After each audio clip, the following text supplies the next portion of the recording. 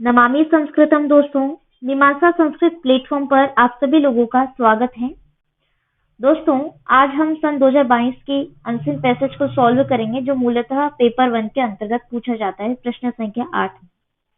ठीक है, अब इस प्रश्न को प्रारंभ करने से पूर्व हम आपको ये बता दें कि मीमांसा संस्कृत अकेडमी का मोबाइल एप्लीकेशन लॉन्च हो चुका है काफी समय पहले। यदि आप नए हैं तो आपको इसका डिस्क्रिप्शन में लिंक हम प्रोवाइड कर देंगे। ठीक है, और आप iOS यूजर हैं यानी कि एप्पल डिवाइसेस यूज करते हैं तो उसका भी लिंक मैं आपको प्रोवाइड कर दूंगी ताकि आप वहां पर भी इंस्टॉल करके कोर्स वगैरह देख पाएं। ठीक है, तो वहां से आप यूपीएससी संस्कृत ऑप्शनल का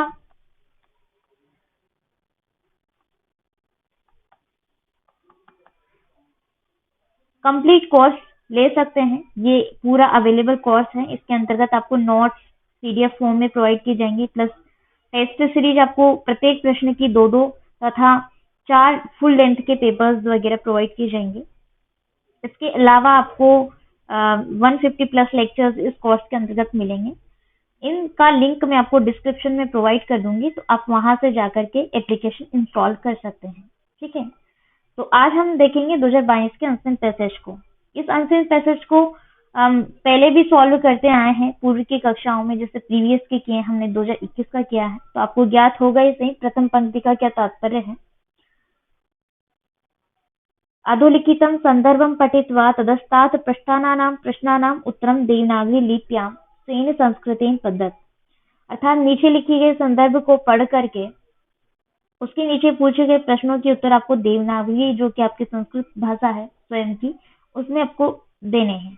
प्रत्येक उत्तर का 3-4 पंक्ति में उत्तर होना चाहिए। ठीक है, इतना आपको ध्यान रखना है। तो ये पूर्व में भी हम आपको बता चुके हैं।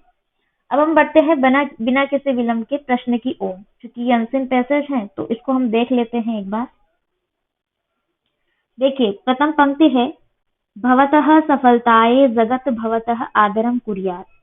अर्थात आपकी सफलता के लिए दुनिया को आपका सम्मान करना चाहिए। साफल्य से किमपि विवरणम अपेक्षितम न भवति। यानी कि सफलता के विवरण की आवश्यकता कुछ भी नहीं होती है, अथवा सफलता के विवरण का कुछ भी अपेक्षित नहीं है।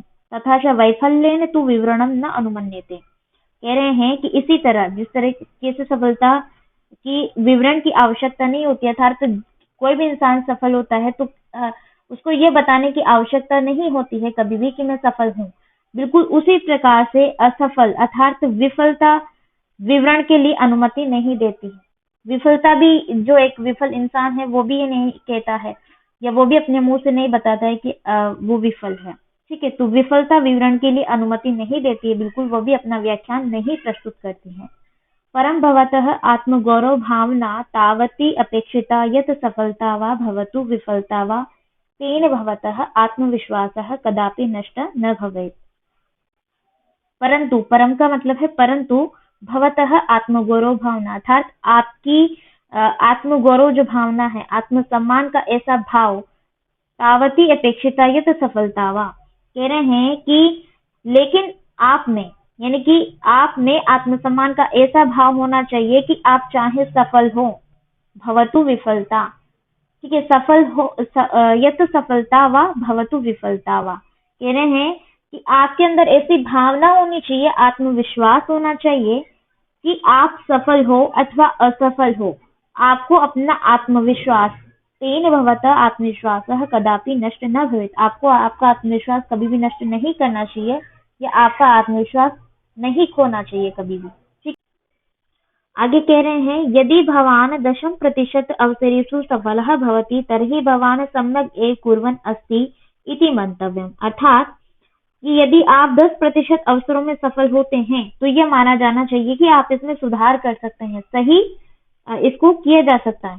क्योंकि आप 10% सफल हो पा रहे हैं तो आपके पास चांस है कि आप इसको इम्प्रूव करके अधिक सफल हो सकते हैं। ठीक है, ये आगे बढ़ा रहे हैं, आगे कह रहे हैं, यदि भवान सर्वदा 100% सफलः एव भवति तर्हि भवता समुद्दिश्य प्रश्न कर्तव्यः यत् मया पर्याप्त मात्रायाम् अपाह्यमानं स्वीक्रियमाणम् अस्ति उत न इति। तो ये यहाँ से पंक्ति हमने शुरू की है, यहाँ तक आप देख लीजिए एक बार। यदि भवान सर्वदा 100%, इसको पूर्व की पंक्ति से जोड़ते हुए आप अर्थ निकालेंगे। जैसे कि पहले बताया गया था कि यदि आप 10% अवसरों में सफल होते हैं तो इसको इम्प्रूव करके हर मतलब 100% किया जा सकता है। किंतु यदि आप सर्वदा यानी सदैव 100% सफल यानी कि 100% सफल होते हैं तो आपको स्वयं से पूछना चाहिए, तर्हि भवता समुद्दिश्य प्रश्नः कर्तव्य। आपको स्वयं से प्रश्न करना चाहिए कि क्या मैं पर्याप्त रिस्क उठा रहा हूं। यत प्रश्न क्या करना चाहिए, यत कि मया पर्याप्त मात्रायाम अपाह्यमानं स्वक्रियमाणम् अस्ति उत न इति। कह रहे हैं कि ये प्रश्न आपको स्वयं से पूछना चाहिए यदि आप 100% अवसरों में सफल होते हैं तो। प्रश्न क्या है कि मेरे द्वारा पर्याप्त रिस्क उठाया जा रहा है या नहीं, या पर्याप्त रिस्क को स्वीकार किया जा रहा है अथवा नहीं। ठीक है, आगे कह रहे हैं यदि भवान पर्याप्त मात्रायाम अपाह्यमानं स्वीकुर्वन् नास्ति तर्हि भवान बहुन अवसरान् त्यक्तवान् इति अर्थः। अर्थात यदि आपने पर्याप्त मात्रा में रिस्क नहीं लिया है, यानी कि कोई जोखिम नहीं उठाया है, तो आप बहुत सारे अवसरों को गंवाए हैं, यानी कि आपने बहुत सारे अवसर गंवाए हैं, इसका यह अर्थ है। ठीक है, इसको पूर्व की पंक्तियों से जरूर आप कनेक्ट करते जाइए। जैसे पहले कहा था कि यदि आप 10% अवसरों में सफल होते हैं तो आप इसको इम्प्रूव कर सकते हैं, यानी 100% कर सकते हैं। लेकिन यदि आप 100% ही सफल होते हैं और सदैव होते हैं, सभी अवसरों में होते हैं, तो आपको स्वयं से यह प्रश्न उठाना चाहिए या पूछना चाहिए कि क्या मैं पर्याप्त मात्रा में रिस्क ले पा रहा हूँ या नहीं। तो यहाँ पर ये कह रहे हैं कि यदि आपने पर्याप्त मात्रा में रिस्क नहीं लिया है, जोखिम नहीं उठाया, तो आपने अर्थात बहुत सारे अवसरों को गंवाया है। ये तात्पर्य आप समझ चुके होंगे। आगे है सम्यक चिंतयन्तु परंतु महत् पदम निक्षिप्तु। देखिए, सोच समझकर एक बड़ा कदम उठाइए। यदि कश्चन दोषः भवति तर्हि तत् पाठं पठतु। यदि कोई दोष होता है तो पाठ पढ़िए, उसे सीखिए। ठीक है, आगे कहते हैं जीवनम भवतः उपरि सर्वविध मालिन्यम क्षिपेत्। यानी आपका जीवन जो है, आपके जीवन पर सर्वविध मालिन्यम, मालिन्य का मतलब है मलिनता या कालापन, वो कह सकते हैं। ठीक है, मलिनता आप समझिए। तो आपके जीवन के ऊपर मलिनता ये है। ठीक है, आपके जीवन के ऊपर मलिनता है, क्षिपेत पड़ी हुई है। कौशलम नाम भवता तेन अधः पातितेन न भवितव्यम। कह रहे हैं कि कुशलता जो कि आपकी प्रयास के माध्यम से आप सभी विषयों में, जिस भी विषय में आप निपुण होना चाहते हो, उस में आप कौशल यानी कि स्किल्स अपनी डेवलप कर सकते हैं। तो यहाँ पर तात्पर्य है कि कौशल एक ऐसी चीज है जिससे हर तरह की मलिनता से उभरा जा सकता है, यानी कि हर तरह की मलिनता नीचे गिर जाएगी। अधः पतितेन, उसको नीचे गिरा करके न भवितव्यम, मतलब वो जो मलिनता आपके जीवन पर पड़ी हुई है वो आपकी कुशलता उस मलिनता को गिरा करके या उससे आपको उभार देगी। कुशलता, कौशल, जो यहाँ पर वर्ड आया है कौशल। ठीक है, आगे है वयम गभीरतम कूपेभ्यः अपि बहिः आगन्तुं शक्नुयाम अस्तगनेन प्रयत्नस्य अति आगेन च। इसका तात्पर्य ये है कि वयम यानी कि हम, गभीरतम कूपेभ्यः, यदि इस कुशलता को हम जो है अपने अंदर डेवलप कर ले, स्किल्स को डेवलप कर ले, तो हम गहरे कुएं से भी बाहर आ सकते हैं। आगंतुम शक्नुयाम मतलब हम आ सकते हैं, यहाँ पर हलंत है।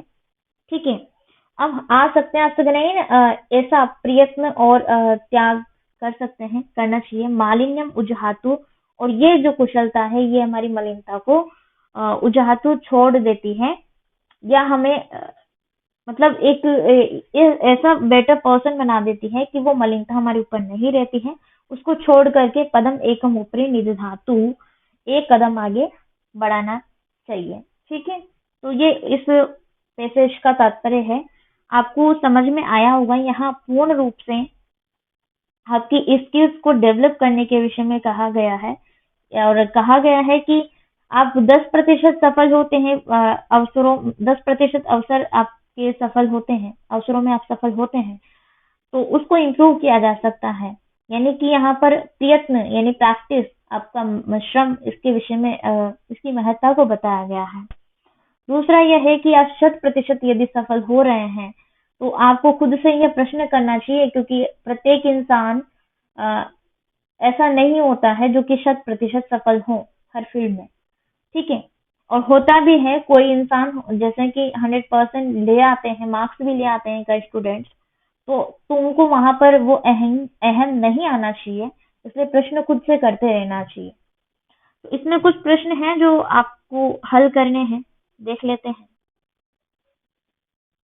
तो इस पैसेज के अंतर्गत फर्स्ट क्वेश्चन है, आत्मगौरव भावनया किम भवितुम अर्हति, अर्थात आपकी आत्मगौरव की जो भावना है, ये स्वाभिमान की भावना से क्या किया जा सकता है, इस प्रश्न का ये तात्पर्य है। तो आपको बताया था पूर्व की पंक्तियों में कि आत्मसम्मान यानी स्वाभिमान, स्वाभिमान या आत्मसम्मान एक ऐसा भाव है कि चाहे आप सफल हो अथवा असफल हो, आपको अपना आत्मविश्वास कभी गंवाना नहीं चाहिए, कभी खोना नहीं चाहिए। यदि आप 10% अवसरों में सफल हैं, 10% अवसरों में आप सफल हैं, तो उसको इम्प्रूव किया जा सकता है। ये आपके आत्मविश्वास पर निर्भर करता है, ठीक है। यानी ये आत्मगौरव की भावना है। अगला प्रश्न है, स्वम उद्देश्य कह प्रश्न कर्तव्य, अर्थात अपने बारे में कौन सा प्रश्न पूछना चाहिए। तो आपको बताया था कि यदि आप 100% अवसरों में सफल होते हैं, तो आपको अपने आप से पूछना चाहिए कि क्या मैं पर्याप्त जोखिम उठा रहा हूँ, यानी मैं पर्याप्त रिस्क ले रहा हूँ। ये प्रश्न आपको करना चाहिए, वही आपको इसमें संस्कृत भाषा में लिखना है, ठीक है। अगली अगली पंक्ति है, अपाह्यमानस्य स्वीकरणम किमर्थम आवश्यकम, यानी कि आपदा, अपाह्यमान का मतलब आपदा या रिस्क, आपदा के आह्वान, ये भी इसका तात्पर्य है। तो रिस्क को स्वीकार करना क्यों आवश्यक है? यदि आप रिस्क नहीं लेंगे, अपने जीवन में जोखिम नहीं उठाएंगे, तो आप उन ऊंचाइयों को कभी छू नहीं सकते हैं, चाहे आप कितने ही प्रतिशत सफल हो जाएं, ठीक है। तो कहने का तात्पर्य यह है कि आपको जोखिम लेना चाहिए, तो ही आप आगे बढ़ पाएंगे, और ये आपको सोच समझ करके बड़ा कदम उठाना चाहिए इस विषय में। अगला प्रश्न है, कुतः पाठः स्वीकरणीय, यानी कि कौन से पाठ को स्वीकार किया जाना चाहिए, या कौन सा पाठ हमें सीखना चाहिए। तो कह रहे थे, मैंने आपको बताया था कि यदि कोई त्रुटि होती है, तो उस त्रुटि से, उससे सबक लेना चाहिए, उससे आपको सीखना चाहिए, पाठ पढ़ना चाहिए। पाठ पढ़ने का मतलब वो किताब का पाठ नहीं, उस त्रुटि यानी जो गलती आपने की है, उससे आपको पाठ पढ़ना चाहिए, उससे सबक लेना चाहिए। अगला प्रश्न है, गभीरतम कूपेभ्यः कथम बहिः आगंतुम शक्नुयाम, हलंत म है। तो कह रहे हैं कि हम सबसे गहरे कुएं से कैसे बाहर आ सकते हैं। देखिए, कौशलता एक ऐसी चीज है जिससे आप गहरे से गहरे कुएं से भी बाहर आ सकते हैं, बशर्ते कि आप प्रयत्न करते रहें, और अपने आत्मगौरव की भावना आपके अंदर होनी चाहिए, यानी कि आत्मविश्वास होना चाहिए, खुद के प्रति सम्मान होना चाहिए। आत्मसम्मान आपके अंदर होगा, तो निश्चित रूप से आप किसी भी गहरे खाई से भी बाहर आ सकते हैं, ठीक है। तो फर्स्ट अनसीन पैसेज हम सॉल्व कर चुके हैं 2022 का। अब सेकेंड अनसीन पैसेज हम देख लेते हैं जल्दी से।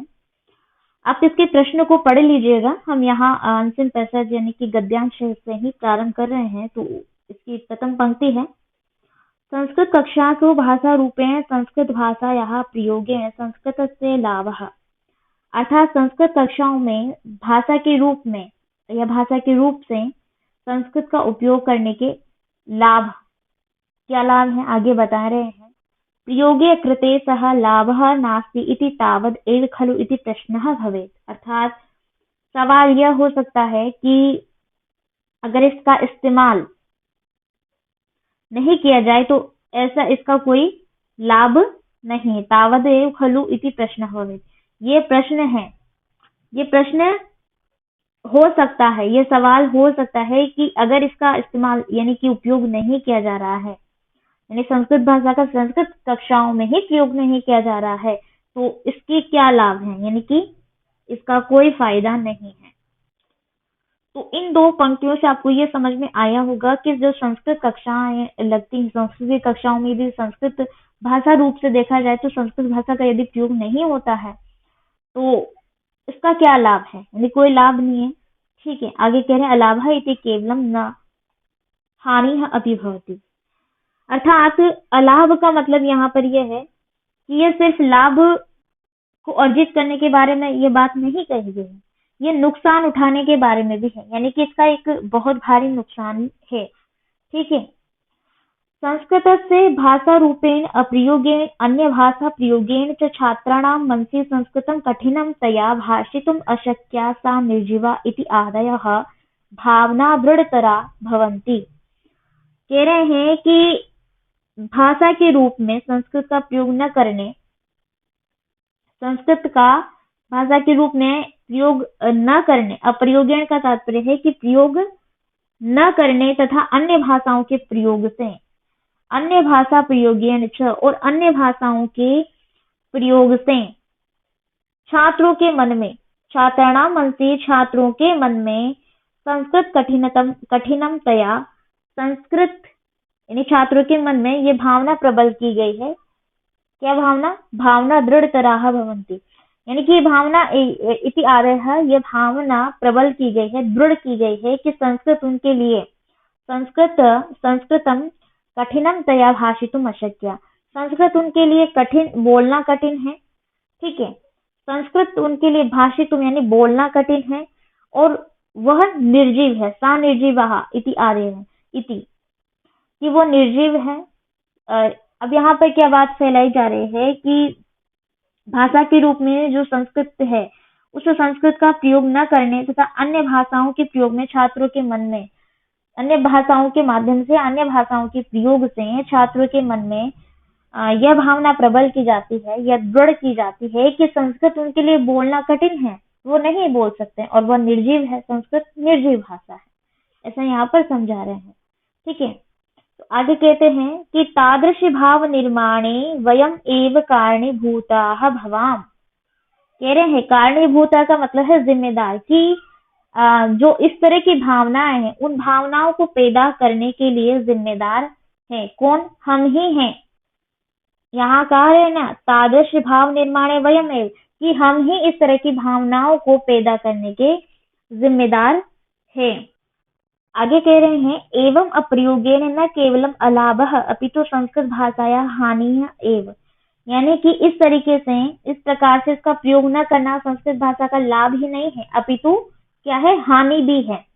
एव संस्कृत कक्षासु अन्य भाषा प्रयोगः नाम संस्कृत भाषायाः ह्रासस्य मार्ग कल्पनम इव, यानी कि इस प्रकार संस्कृत की कक्षाओं में अन्य भाषाओं का प्रयोग संस्कृत भाषा के पतन का रास्ता निकालने जैसा है, यानी कि संस्कृत की ही कक्षाओं में अन्य भाषाओं का प्रयोग करके संस्कृत भाषा का ह्रास किया जा रहा है, यह संस्कृत भाषा के ह्रास का यह एक मार्ग ही है, मार्ग के समान ही है।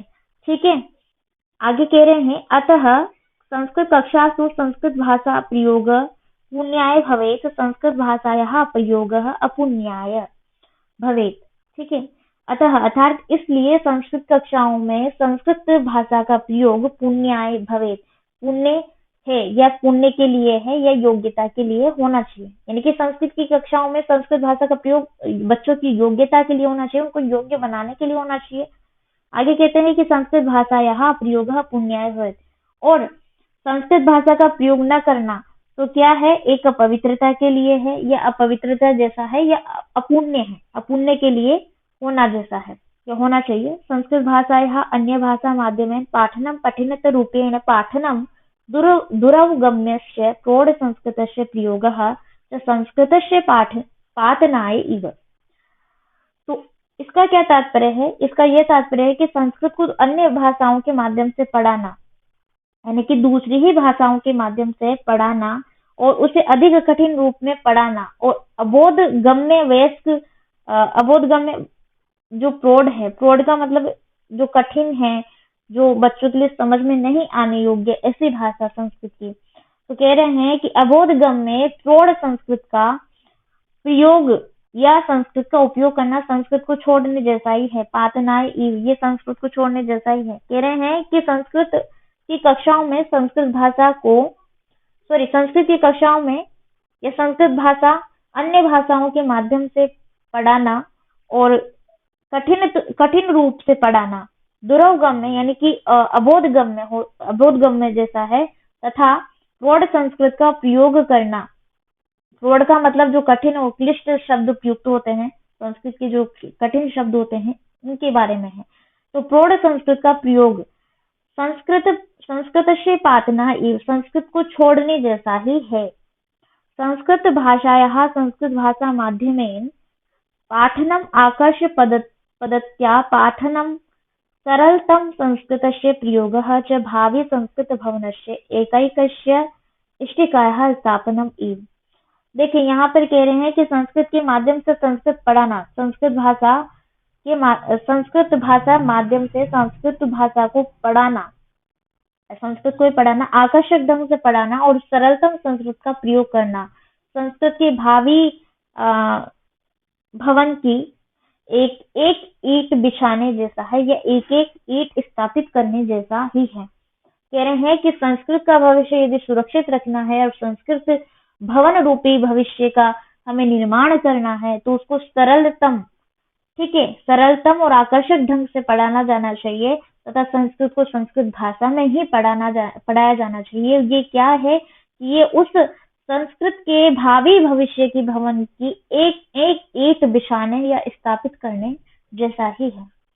तो बच्चों को किस तरीके से संस्कृत पढ़ाना चाहिए संस्कृत की कक्षाओं में, ये इस गद्य में बताया है। तो यहाँ पर संस्कृत का क्या महत्व है और संस्कृत को कैसे पढ़ना तथा पढ़ाना चाहिए बच्चों को, वो इस गद्य में यहाँ पर हमें देखने को मिला है। इससे संबंधित कुछ प्रश्न हैं जो आपको हल करने हैं, देख लेते हैं। प्रथम प्रश्न है इसमें, संस्कृत कक्षासु संस्कृत भाषायाः अप्रयोगेण कीदृशी हानि भवति, यानी कि संस्कृत की कक्षाओं में संस्कृत का प्रयोग न करने के क्या नुकसान है, ठीक है, वो आपको बताने हैं। जैसे कि संस्कृत की कक्षाओं में ही यदि संस्कृत का प्रयोग नहीं होगा तो उसके क्या क्या नुकसान हमें देखने को मिल सकते हैं, ठीक है, वो आपको इस प्रश्न के अंतर्गत लिखना है। अगला प्रश्न है, संस्कृत भाषा प्रयोग पुण्याय स्पष्टीक्रियताम, यानी कि योग्यता के लिए संस्कृत भाषा का प्रयोग किस तरीके से किया जा सकता है या करना चाहिए, वो आपको इसमें बताना है। स्पष्टीक्रियताम, इसको स्पष्ट करना है, ठीक है, स्पष्टीक्रियताम स्पष्ट कीजिए। अगला प्रश्न है, संस्कृतम कठिनम एतादृशी भावना छात्राणां मनसि कथम आयाति, कि छात्रों के मन में संस्कृत कठिन है ये भावना कहाँ से आती है, मतलब कैसे आती है। तो संस्कृत कठिन है ये भावना बच्चों के मन में यानी कि छात्रों के मन में कैसे आती है, वो आपको इसके अंतर्गत इस गद्य में जो पढ़ा है वो आपको बताना है, ठीक है। तो मैं उम्मीद करती हूँ क्योंकि आपने सही ढंग से गद्य का अध्ययन किया है तो आप इन प्रश्नों का उत्तर भली भांति दे पाएंगे। और यदि आपने लेक्चर भी देख करके भी स्वयं से एक बार कर लिया है ना, तो बेशक आप इनको लिख सकते हैं, ठीक है, बशर्ते आपकी संस्कृत राइटिंग अच्छी होनी चाहिए उसके लिए। अगला प्रश्न है, संस्कृतस्य पातनाय के कारकाः भवन्ति, संस्कृत के पतन के कारण कौन से कारक हैं, वो आपको बताने हैं कि संस्कृत के पतन के कारण कौन से कारक हैं। जैसे कि संस्कृत की कक्षाओं में संस्कृत भाषा का प्रयोग न होना है ना, तो उससे संस्कृत एक विलुप्त सी होती जा रही है, या ये कैसी है निर्जीव भाषा उसको एक दर्जा दिया जा रहा है, ठीक है, क्योंकि देखिए संस्कृत की ही कक्षाओं में अन्य भाषा का प्रयोग किया जा रहा है तो संस्कृत का तात्पर्य क्या रह जाएगा पढ़ने का, ठीक है।